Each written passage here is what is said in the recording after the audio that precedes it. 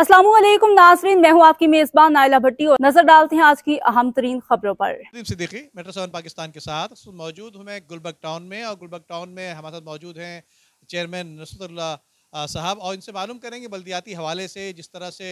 शहर कराची में जो इंतखाबात हुए थे बल्दियाती हवाले से मुंतखब होकर चेयरमैन और जो दीगर हजरात आए थे, उनसे बड़ी उम्मीदें वाबस्ता थी कि शहर कराची की जो है किस्मत बदल जाएगी, लेकिन खातिर ख्वाह जो है बेहतरी नज़र नहीं आई। शहर कराची में हर तरफ जो है वो तकरीबन सड़कें टूटी हुई हैं, और जो दीगर मसाइल हैं वो भी जो है बिल्कुल वाज़ेह अवामुन्नास को सामने नज़र आ रहे हैं। लेकिन इसके पीछे कुछ जो है मरक़ात नज़र आते हैं, वो इस तरह से आते हैं कि एक तरफ पीपल्स पार्टी है तो दूसरी तरफ जमात इस्लामी, इन दोनों में सर जंग चल रही है। सर जंग की वजह से शहर कराची के जिन लोगों ने वोट दिए थे और वो समझ रहे थे कि बल्दियाती लोग जो मुंतखब होकर आएंगे उनसे काफ़ी बेहतरी आ सकेगी। तो आइए मालूम करते हैं शहर कराची के गुलबर्ग टाउन के चेयरमैन नुसरतुल्लाह साहब। नुसरतुल्लाह साहब, क्या कहेंगे इस हवाले से? काफ़ी उम्मीदें वाबस्ता थी आपसे कि आप लोगों के आने के बाद शहर कराची में और जो दीगर टाउन है उनमें काफ़ी बेहतरी आएगी, लेकिन सवाल आपसे ये है, जिस तरह से हम आपसे सवाल कर रहे हैं एज ए जमात इस्लामी आप मुंतखब हुए हैं, लेकिन इसी तरह से पीपल्स पार्टी के लोगों से सवाल करते हैं तो उनका भी जवाब ये होता है कि आप लोग जमात इस्लामी की तरफ नहीं जाते बल्कि पीपल्स पार्टी पर तनकीद कर रहे होते हैं। आप क्या कहेंगे सर? जी जी, शुक्रिया नदीम भाई,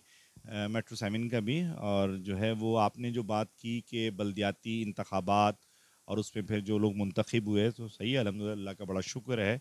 और ये जमा इस्लामी का वतीरा, उसका ट्रैक रिकॉर्ड है। जब जब उसको लोगों ने एतमाद दिया और वोट दिए और वो मुंतखब होकर आए, भले वो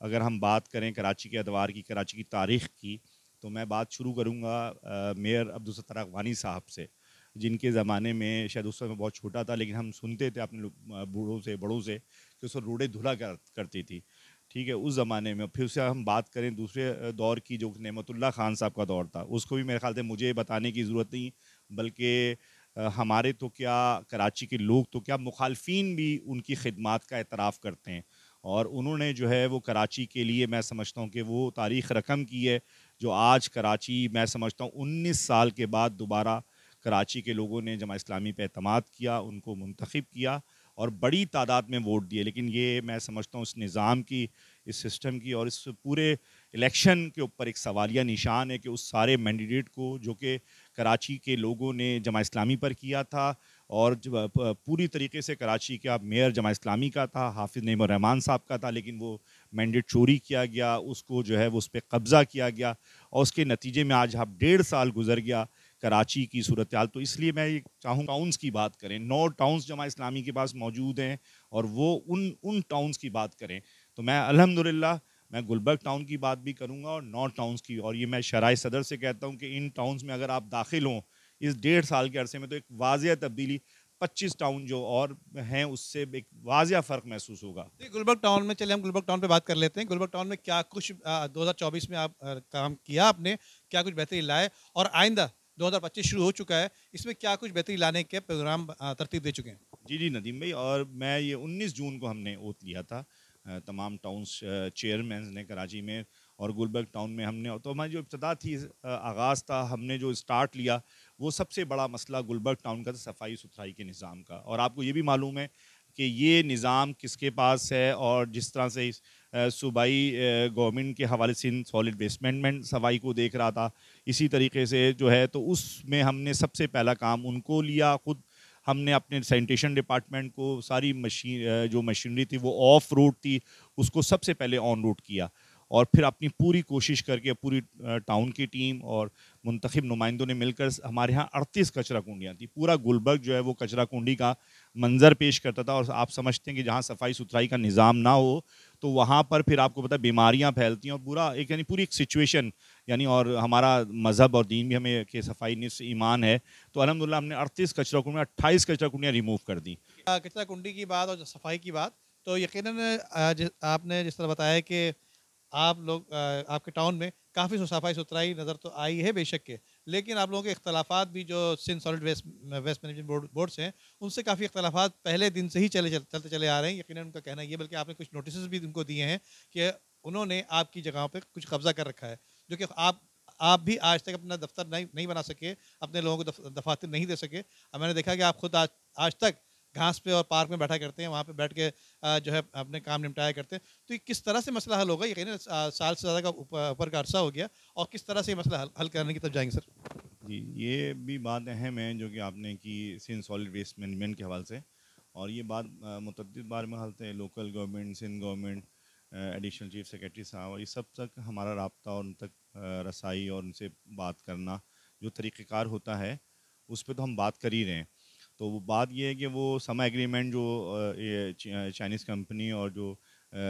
डिफरेंट डिस्ट्रिक्ट उसके दरमियान जो है उसके तहत भी सिर्फ यार्ड इनके पास है। जो दफातर हैं जो एक ज़माने में नाजिम सेक्रेटरीट रहा है वो इनके पास नहीं था, ऑफिस दफातर नहीं थे, वो सब भी जो है इन्होंने उस मुआहदे की रूह से भी नहीं बनता। तो मैं समझता हूँ कि बल्कि आपके तवज्जुह से आप ये बात करें तो ये बात पहुँचनी चाहिए, और जिन लोगों की ज़िम्मेदारी है वो इसको यहाँ से जो है वो उनका जो इलाका है, जो एरिया एज आ एग्रीमेंट है वो वहाँ शिफ्ट हों, और वो जो एरिया हमारा है दफातर का वो हमें मिलना चाहिए। इसी तरह से मैं आपको और बताता चलूँ यहाँ पर कि Sindh solid waste management board तो अपनी जगह पर है, उसके साथ साथ सफाई सुथराई, तालीम, कौन कौन से शोबाजात हैं जिनमें आपने कुछ काम किया, ज़रा उसके बारे में बताएंगे, और किन किन शोबाजात पर खास खुसूसी तवज्जो है? जी जी, इसमें जो मैं समझता हूँ कि जो एक तो म्यूनसिपल सर्विसेज हैं जो टाउन एडमिनिस्ट्रेशन की ज़िम्मेदारी है, उसमें हमारे पास पार्क्स हैं, सफाई का मैंने आपको बताया। पार्क्स के अंदर अल्हम्दुलिल्लाह अब तक हम 20 से ज़ायद पार्क जो है वो डेवलप कर चुके, और हमने नए कॉन्सेप्ट भी मुतारिफ़ कराएँ। पार्क्स के अंदर बुनियादी जो चीज़ें होती हैं उसकी हरियाली का काम है, उसके अंदर ट्रैक का काम है, उसमें लाइट्स का काम है, उसमें बेंचेज़ और बच्चों के लिए झूले होते हैं। लेकिन हमने एक नई चीज़ मुतारिफ़ कराई अपने पार्क्स के अंदर, और मैं समझता हूँ कि उसको दूसरे लोग भी उसको यानी वो कर रहे हैं, पिक कर रहे हैं, और वो भी अपने यहाँ ओपन एयर जिम का कॉन्सेप्ट, और ये तुर्की और दुबई में कॉन्सेप्ट था जो अल्हम्दुलिल्लाह इसका पायनियर कहलाएगा। कराची में टाउन एडमिनिस्ट्रेशन में गुलबर्ग ने ये जो है वो अल्हम्दुलिल्लाह इसका आगाज़ किया, और हमारे 2 पार्कों के अंदर और अल्हम्दुलिल्लाह और भी पार्कों के अंदर ये ओपन एयर जिम का कॉन्सेप्ट इंशाअल्लाह देंगे। मैंने इसके साथ काफ़ी बेहतरी की, लेकिन इसमें एक शिकायत सबसे बड़ी ये है कि कहते हैं कि इफ्तिताही तकारीब का तो बहुत शान शान तरीके से हो जाया करती है, लेकिन उसके बाद उसकी देखभाल, चाहे वो पार्क हो, कोई बिल्डिंग हो या कोई सड़क हो, कोई भी चीज़ है, उस पर देखभाल नहीं होती, मेंटेनेंस नहीं होती। ये सूरत हाल बड़ी ख़राब रही है, क्या कहेंगे? अहम सवाल है नदीम भाई आपका, और मैं बिल्कुल इसके बारे में एक मिसाल देता हूँ कि किसी घर का बाथरूम भी एक दिन साफ़ ना हो तो उसकी सूरत हाल, तो ये तो वो इदारे और चीज़ें मैं समझता हूँ इसमें दोहरी यानी ज़िम्मेदारी बनती है जो एक टाउन इंतज़ामिया की भी, कि जो पार्क डेवलप हो रहे हैं, और मैं ये शराय सदर से बात कहता हूँ, बल्कि आपको भी कहूँगा कि आप खुद इन पार्कों का जो हमने जिन पार्कों की रिहेबिलिटेशन की, क्योंकि हमें तो मिले ही ये 0 पार्क मिले, 93 पार्क हैं अभी, मैं इसको यानी बहुत ही कम पार्क ऐसे होंगे जो आबाद हैं। तो हमने तो आगाज़ किया इसकी रिहेबिलिटेशन का, बहाली का काम किया है। तो हमने 20 से ज़ायद पार्क आप बिल्कुल जाके देख सकते हैं उन पार्कों को, कि उनको 5-5, 4-4, 6-6 महीने हो चुके हैं, किसी को 10 महीने हो चुके हैं। अल्हम्दुलिल्लाह वो अपनी जगह पर कायम है, उनकी चीज़ें, उनकी जो मेंटेनेंस है वो जारी है, और नए पार्क की डेवलपमेंट अल्हम्दुलिल्लाह, बल्कि मैंने अभी लास्ट वीक को 2 पार्कों का इफ्तिताह किया, और बल्कि मैंने एक सरप्राइज़ है कि इंशाअल्लाह हम अगले जनवरी के महीने में 8 पार्कों का और इफ्तिताह करने जा रहे हैं। ये तो होगी सूरत हाल 2024 की। अब 2025 में क्या कुछ करने जा रहे हैं, उसका कुछ अवामुन नास को बताएंगे? जी जी, 24 का मैंने आपको ये तो काम जो हमारे चल ही रहे हैं, और जो थे लाइट्स की रोशनी की बहाली का काम भी अल्हम्दुलिल्लाह मुकम्मल किया। इस वक्त हम 2 बड़े डिपार्टमेंट, जैसे एजुकेशन और जो है हेल्थ है, ये मैं समझता हूँ ये बड़े बुनियादी हैं, और हर रियासत की उसकी ज़िम्मेदारी है, और हमारे यहाँ बड़ा ही बल्कि मैं इसको समझूँ कि हमारे यहाँ पाकिस्तान के अंदर ये सरफ़ नज़र किया गया इनको, और ये वो इदारे हैं जिसके अंदर यानी आवाम को मुफ्त में तालीम और सेहत मिलनी चाहिए। लेकिन बदकिस्मती है जिस तरह से ये निज़ाम हमारा है उसके अंदर, तो हमने इसको भी फोकस किया। जहाँ हम म्यूनसिपल सर्विसेज फराहम कर रहे हैं, वहीं पर हमने अल्हम्दुलिल्लाह इस 24 के अंदर भी 6 स्कूलों की रिहेबिलिटेशन अल्हम्दुलिल्लाह हुई है। उसके अलावा हमने उसके जो बुनियादी काम है तालीम के फ़रोग़ का, उसके निसाब को, उसके जो है वो उसकी जो करिकुलम है निसाब को, इसके अलावा असातिज़ा की स्किल्स के लिए भी अल्हम्दुलिल्लाह निज़ाम बना रहे हैं, चीज़ें कर रहे हैं। रिहेबिलिटेशन बुनियादी ज़रूरियात नहीं थी, पानी नहीं था इन स्कूलों के अंदर, इसके अलावा वॉशरूम नहीं थे, जो बुनियादी जहाँ पर माहौल ही ना हो तालीम का, तो वहाँ आप इल्म का फ़रोग़ क्या करेंगे। तो अल्हम्दुलिल्लाह बुनियादी ज़रूरत इंफ्रास्ट्रक्चर को बेहतर किया, फिर उसके अंदर ये जो तालीम के हवाले स्पोर्ट्स वीक्स के हैं, इसके अलावा साइंस एग्जीबिशंस है, इकबाल डे है, तो ये भी मैं समझता हूँ गैर निसाबी सरगर्मियों को अल्हम्दुलिल्लाह उसको भी हमने किया, इम्तहानात का निज़ाम है उसको बेहतर करने की कोशिश की। तो मैं समझता हूँ कि ये एक बड़ा रिफॉर्म्स हैं जो होने जा रही हैं इस डेट तो, और फ्यूचर के अंदर भी इतने ही स्कूल्स इंशाल्लाह, और हम उसको रिहेबिलिटेशन भी उनकी करेंगे, जो बुनियादी इंफ्रास्ट्रक्चर और तालीम के निज़ाम को, जो कि मैं समझता हूँ बुनियादी ज़रूरत है और जिसके नतीजे माशरे और कौमें तब्दील होती हैं। और दूसरा हेल्थ है। हेल्थ भी जो मैं समझता हूँ किसी भी रियासत की हुकूमत की बुनियादी ज़िम्मेदारी, और जहाँ जिस तरह महंगाई का दौर दौरा है उसमें एक फ़र्द के लिए बीमारी का इलाज नामुमकिन बना दिया गया प्राइवेट हॉस्पिटल की सूरत में, और सरकारी हॉस्पिटल्स का हाल आपको मालूम है क्या है। तो लोग बीमारियां पाल रहे हैं, अपनी माश से पूरा नहीं कर पाते हैं। तो मैं समझता हूं कि हमने अल्हम्दुलिल्लाह जो मॉडल डिस्पेंसरी और जो प्राइमरी हेल्थ है उसको एड्रेस किया, और उसके लिए हमने अपनी जो डिस्पेंसरी है, हमारे पास 2 डिस्पेंसरी, तो हमने पहली डिस्पेंसरी अमनाबाद उसको हमने फोकस किया, और मॉडल डिस्पेंसरी इंशाल्लाह जो आवाम के लिए भी होगा और हमारे एम्प्लॉयज़ के लिए भी होगी इंशाल्लाह। अच्छा, जिस तरह से बता रहे थे चेयरमैन गुलबर्ग टाउन नुसरतुल्लाह खान साहब के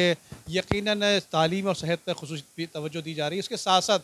बड़ा अहम सवाल मैं इनसे करता चलूँ आखिर में, वो ये सवाल है कि जो लोग इनके पास अपनी पूरी ज़िंदगी लगा दिया करते हैं, अपनी पूरी जो है यहाँ पर अपनी पूरी तकदो यहाँ पर गुजारने के बाद अपनी पेंशन के लिए जो दर दर की ठोकरें खा रहे हैं, उसका क्या निज़ाम है, उसका क्या सेटअप किस हवाले से है कि उनका मुस्तकबिल क्या होने जा रहा है, क्या कहना? जी, क्या नाम है नदीम भाई, इसमें जो है वो हमने जो शुरू दिन से ही, क्योंकि हम पता है कि हम एज अ टाउन चेयरमैन हमारे मुंतखब नुमाइंदे, लेकिन जो असल इसकी एग्जीक्यूशन है जो भी म्यूनसिपल सर्विस है उसके पीछे जो है वो वहाँ के मुलाजमीन, वहाँ का अमला, वहाँ के HODs, मैं समझता हूँ, मैं उसको अपनी आपके तवज्जुह से खुशकिस्मती समझता हूँ कि हमें जो अमला मिला या जो भी था उस वक्त, मैं नहीं समझता कि सरकारी लोगों के बारे में एक तासुर है। मैं ख्याल से तासुर क्यों होता है कि जो उनके ऊपर लीड करने वाले लोग हैं वो अगर ठीक हैं तो मैं समझता हूँ अमले का मसला नहीं है। और अल्हम्दुलिल्लाह हमारे साथ 1.5 साल में पूरे जो है HODs भी हैं, अमला भी उसने कोऑपरेट, और हमने भी आगे बढ़ के उनके साथ दामे दरमे सुखने, और जो हमसे हो सकता था किया। उसमें 2 बड़ी चीज़ें मैं आपके तवज्जो से बताना चाहूँगी, जो इसमें लीव इन कैशमेंट है और दूसरा फाइनेंशियल असिस्टेंस। लीव इन कैशमेंट जो उनकी इख्तिताम मुलाजमत पे उनकी जो अदायगी होती है वो सूरत में, छुट्टियों की सूरत में वो मिलती है उनको, और दूसरी जो होती है दौरान मुलाजमत इंतकाल फ़ंड। तो अल्हम्दुलिल्लाह अब तक तकरीबन कोई हमने 7 करोड़ से ऊपर की रकूम अल्हम्दुलिल्लाह अदायगी की, और ये हमने मुझे बताया गया, लोग रो पड़े अपने तासुरात देते हुए कि ये जो रकूम मिलती थी हमें, एक तो 1 शॉट भी नहीं होती थी, बल्कि वो उसके अंदर जो ना वो 10,000 और 15-15 हज़ार वो तोड़ के रकम, और शॉट में हमने और 2 शॉट के अंदर लम्बा ये अदायगियाँ की हैं। और मैं ये कह सकता हूँ कि आज मेरे पास कोई भी ऐसा एम्प्लॉय नहीं है जो अभी फारिग हो और उसकी लीव इन कैशमेंट ना मिली हो। और इसके अलावा जो पेंशन की बात की, उसके ऊपर भी गुलबर्ग वो वाहिद टाउन है जो कि उसने एप्लीकेशन और ACS एडिशनल चीफ सेक्रेटरी साहब और दीगर जगह और कहा है कि आप हमें ये दें, और हमने उसकी रकूम अल्हम्दुलिल्लाह अपने पास करना शुरू कर दी है, रिकॉर्ड उसकी बात भी कर रहे हैं। और मैं समझता हूँ शायद कराची में वाहिद पहला टाउन होगा जो इंशाल्लाह अपने एम्प्लॉयज़ को पेंशन में पहल करेगा। कब से शुरू करेगा? मैं उम्मीद करता हूँ कि ये जो बातचीत हमारी चल रही है वहाँ से कॉरस्पॉन्डेंस, और जिसमें हम ही इनिशिएट ले रहे हैं, जबकि काम जो है कराची के पास है, KMC के पास है, उनको लेना चाहिए, लेकिन हमारी इनिशिएट है और हम उसका दर्द और एहसास रखते हैं। और उम्मीद है कि आगे चंद माह के अंदर ये हमारे पास होगी और हम इसको इंशाल्लाह इसका आगाज़ कर देंगे। ये थे चेयरमैन गुलबर्ग टाउन जो कि बता रहे थे कि आने वाले वक्तों में, आने वाले वक्त के साथ साथ जिस तरह से गुलबर्ग टाउन में